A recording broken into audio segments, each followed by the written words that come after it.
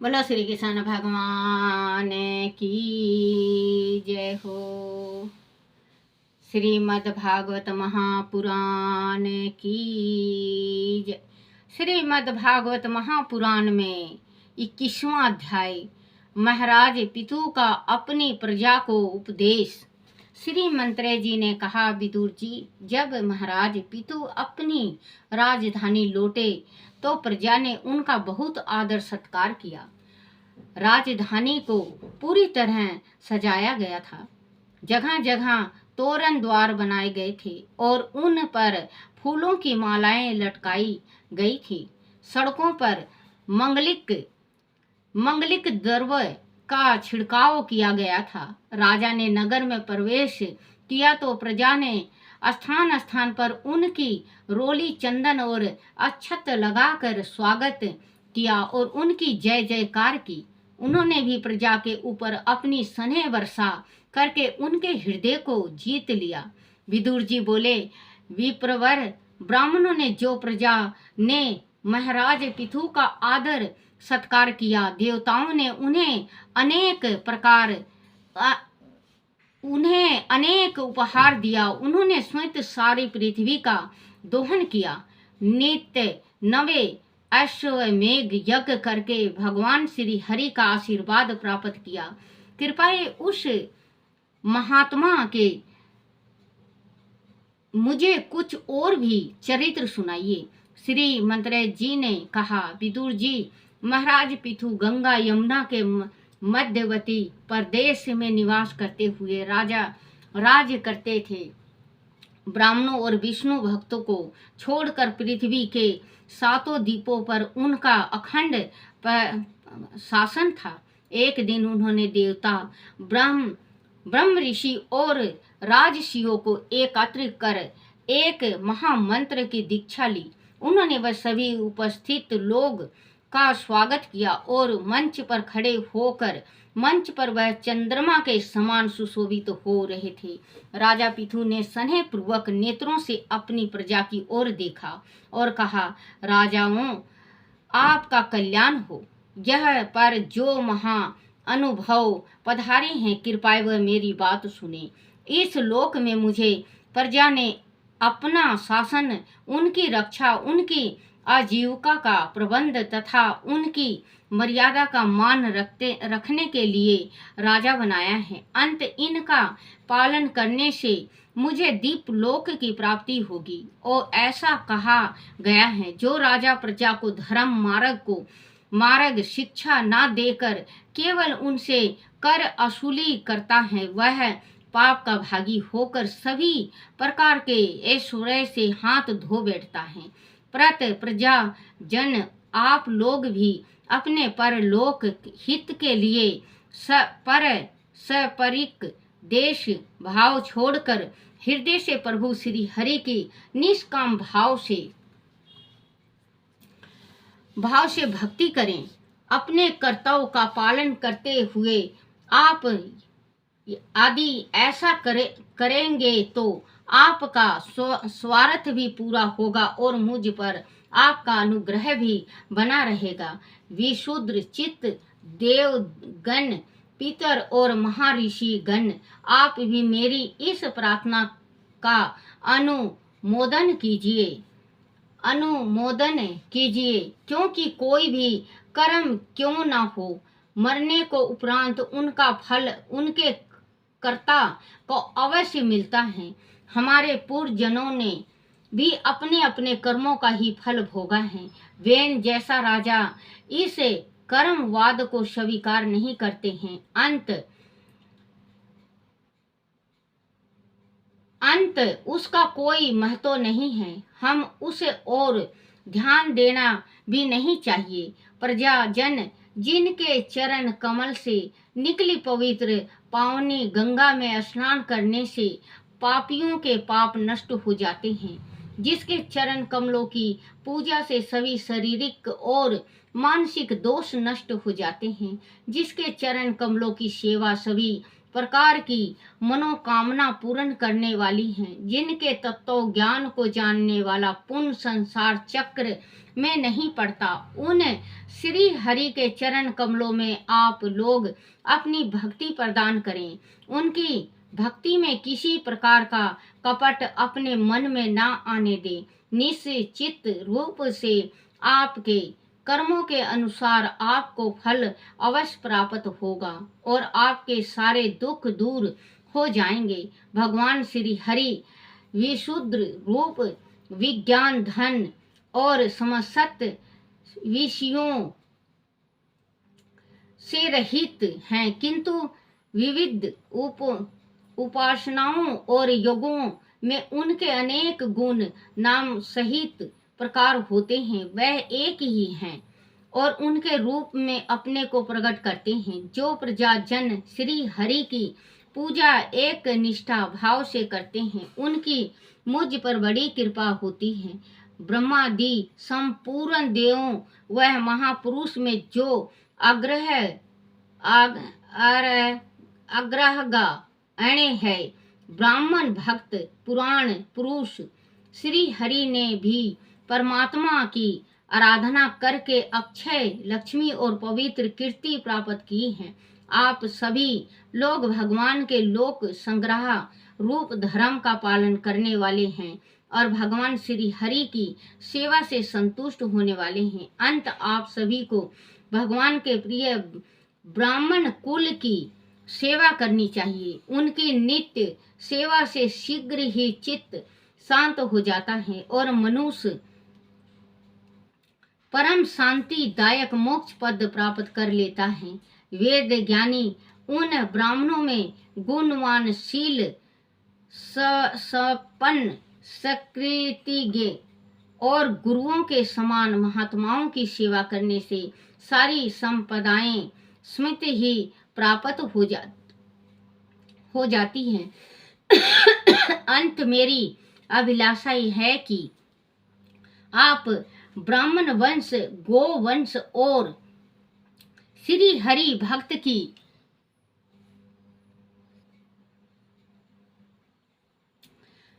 की सेवा करें। भगवान श्री हरि आप सभी का कल्याण करेंगे। विदुर जी महाराज पितु का यह भाषण सुनकर देवता, पितर और ब्राह्मण आदि सभी साधु जन बड़े प्रसन्न हुए। सभी साधु कहकर राजा की प्रशंसा करने लगे। वह बोले, पुत्र के द्वारा पिता पुण्य लोक को प्राप्त कर लेता है, ऐसा वेदों का कथन है। पापी बेन ब्राह्मणों के श्राप से मारा गया था, फिर भी वह अपने पुत्र के पूर्ण प्रताप से नरक योनि में गिरने से बच गया था। इसी प्रकार हिरण्यकश्यपु भगवान की निंदा करने के कारण नरक में गिरने वाला था, किंतु अपने पुत्र भक्त प्रहलाद के पुण्य कर्मों की वजह से वह नरक में गिरने से बच गया था। महाराज पितु तो पृथ्वी के पिता हैं, वह चिरंजीव हो जो हरि कथा का प्रसार करता है, उसकी कीर्ति अमर हो जाती है। आपका प्रजा के प्रति प्रेम अक्षुण्ण है, वह महापुरुष का स्वभाव होता है। हम लोग भाग्य से मोह माया में भटक रहे थे, आपने उपदेश देकर हमारा कल्याण किया है और हम अज्ञान के अंधकार से बाहर निकाल दिया है। आप शुद्ध सत्यवादी और परम पुरुष हैं जो हमारी रक्षा करते हैं। हम सभी आपके कृत्यरत हैं और श्री हरि की उपासना का संकल्प लेते हैं। हम आपको नमन करते हैं। बोलो श्री कृष्ण भगवान की जय। श्री कृष्ण गोविंद हरे मुरारी, हे नाथ नारायण वासुदेवाय, हे नाथ नारायण वासुदेवाय, हे नाथ नारायण वासुदेवाय। बोलो श्री कृष्ण भगवान की जय। गीता की जय। लोकहित श्री भागवत नामक पुराण का प्रतिदिन श्रद्धा युक्त होकर श्रवण करना चाहिए। यही मेरे संतोष का कारण है। जो मनुष्य प्रतिदिन भागवत पुराण का पाठ करता है उसे एक दिन अक्षर के उच्चारण के साथ कपिला गोदान देने का पुण्य होता है। जो प्रतिदिन भगवान के आधे श्लोक या चौथाई श्लोक का पाठ अथवा श्रवण करता है उसे 1000 गोदान का फल मिलता है। पुत्र जो प्रतिदिन पवित्र चित्त होकर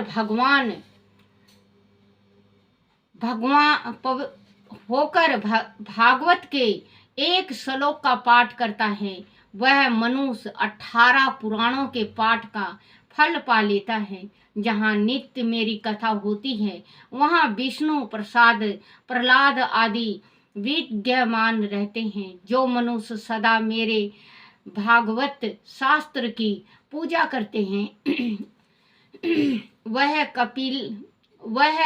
काली के अधिकार से अलग हैं। उन पर काली का वश नहीं चलता। जो मानव अपने घर में वैष्णव शास्त्र की पूजा करते हैं वह सब पापों से मुक्त होकर देवताओं द्वारा वंदनित होते हैं। जो लोग कलयुग में अपने घर के भीतर प्रतिदिन भागवत शास्त्र की पूजा करते हैं वह काली के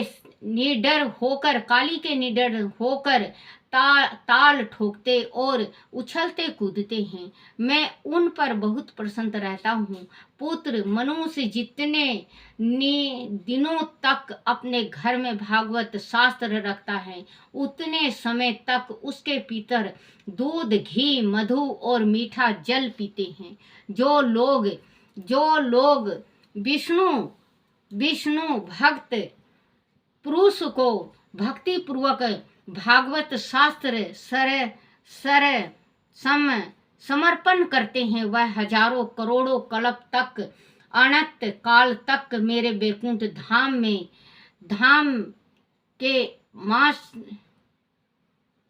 में वास करते हैं।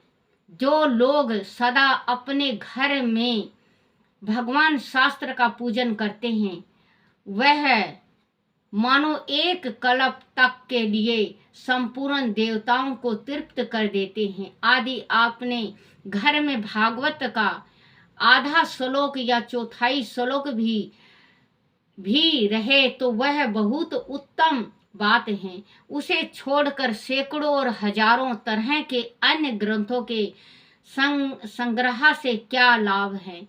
कलयुग में जिस मनुष्य के घर में भागवत शास्त्र मौजूद नहीं है उसको यमराज के पासा से कभी छुटकारा नहीं मिलता। इस कलयुग में जिसके घर भागवत शास्त्र मौजूद नहीं है उसे कैश वैष्णव कैसे वैष्णव समझा जाए। वह तो चंडाल से भी बढ़कर नीच है। लोकेश ब्राह्मण पुत्र मनुष्य जो सदा मुझे भक्ति पूर्वक संतुष्ट करने के लिए अपना सर्वस्व देकर भी वैष्णव शास्त्र का संग्रह करना चाहिए। कलयुग में जहाँ जहाँ पवित्र भागवत शास्त्र रहता है वहाँ सदा ही मैं देवताओं के साथ उपस्थित रहता हूँ। यही नहीं वह नदी नंद और सरोवर रूप में प्रसिद्ध हैं। तीर्थ वास करते हैं। संपूर्ण यज्ञ 7 पुरियां और सभी पावन पर्वत वह नित्य निवास करते हैं। लोकेश यश धर्म और विजय के लिए तथा पाप यज्ञ क्षण के एवं मोक्ष की प्राप्ति के लिए धर्मात्मा पुरुष को सदा ही मेरे भागवत शास्त्र का श्रवण करना चाहिए।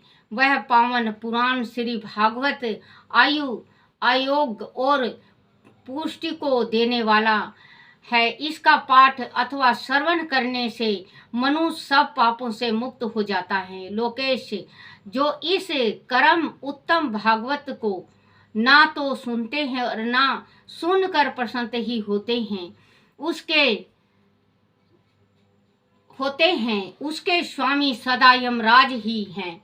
वह सदा यमराज के ही वश में रहते हैं। वह मैं सत्य सत्य कह रहा हूँ पुत्र, जो मनुष्य सदा ही विषय से एकादशी को भागवत सुनने नहीं जाता, उससे बढ़कर पापी कोई नहीं है। जिसके घर में एक श्लोक, आधा श्लोक अथवा श्लोक का एक ही चरण लिखा रहता है, उसके घर में मैं निवास करता हूँ। मनुष्य के लिए संपूर्ण पुण्य आश्रमों की यात्रा या संपूर्ण तीर्थों में स्नान करना सॉरी बच्चों, भी वैसा ही पवित्र कारक नदी है जैसे श्री भागवत है।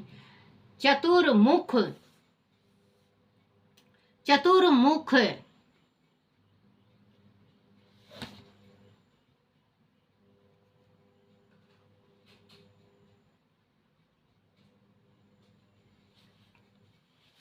जहाँ जहाँ भागवत की कथा होती है वहाँ वहाँ मैं उसी प्रकार जाता हूँ जैसे पुत्र वत्सला गो अपने बछड़े के पीछे पीछे जाती है। जो मेरी कथा कहता है सो सदा उससे सुनने में लगा रहता है तथा जो मेरी कथा से मन ही मन प्रसन्न होता है उसे मनुष्य का मैं कभी त्याग नहीं करता। जो श्री भागवत पुराण को देख कर अपने आसन से उठ कर खड़ा नहीं हो जाता, उसका 1 बरस का पुण्य नष्ट हो जाता है। जो श्री भागवत पुराण को देखकर खड़ा होने और प्रणाम करने आदि के द्वारा उनका सम्मान करता है, उसे मनुष्य को देखकर मुझे अनुपम आनंद मिलता है। जो श्री भागवत को दूर से ही देखकर उनके सम्मुख जाता है, वह एक एक पग पर अश्वमेध यज्ञ के पुण्य को प्राप्त करता है। इसमें तनिक भी संदेह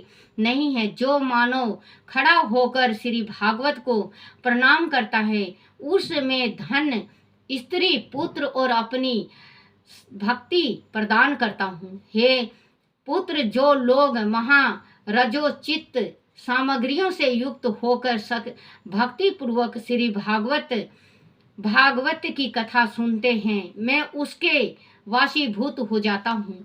शुरुआत जो लोग मेरे पर्व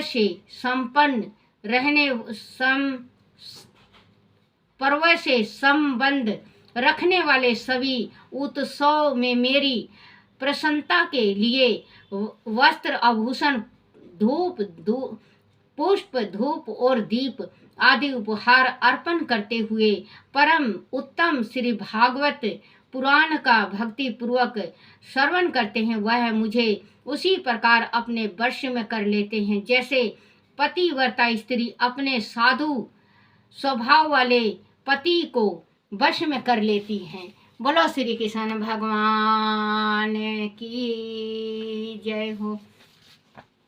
श्री कृष्ण गोविंद हरे मुरारी, हे नाथ नारायण वासुदेवाय, हे नाथ नारायण वासुदेवाय, हे नाथ नारायण वासुदेवाय। श्री कृष्ण गोविंद हरे मुरारी, हे नाथ नारायण वासुदेवाय।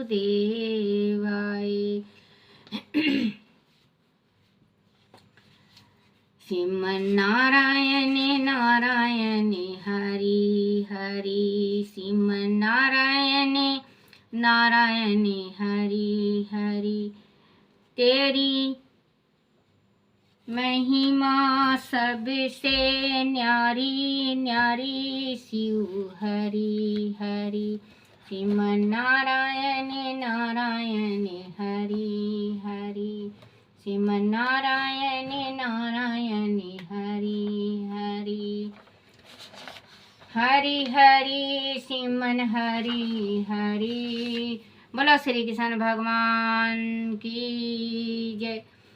नंद यशोदा तप कियो मोहन सो चित लाए, देखन चलत बल सुख राहो कच्छो दिन जाए। जिन नक्षत्र मोह भय सो नक्षत्र पड़े आए, चारु बधाई रीति को करत यशोदा माई। बोलो श्री कृष्ण भगवान की जय हो। श्री कृष्ण गोविंद हरे मुरारी, हे नाथ नारायण वासुदेव। बोलो अपने अपने माता पिता की जय, अपने अपने गुरुदेव महाराज की जय हो। आरती श्री भागवत भगवान की है आरती, पापियों के पाप को है तारती। आरती श्री भागवत भगवान की है आरती, पापियों के पाप को है तारती। आरती श्री भागवत भगवान की है आरती, पापियों के पाप को है तारती। आरती श्री भागवत भगवान की है आरती, पापियों के पाप को है तारती। बोलो श्री कृष्ण भगवान की जय हो।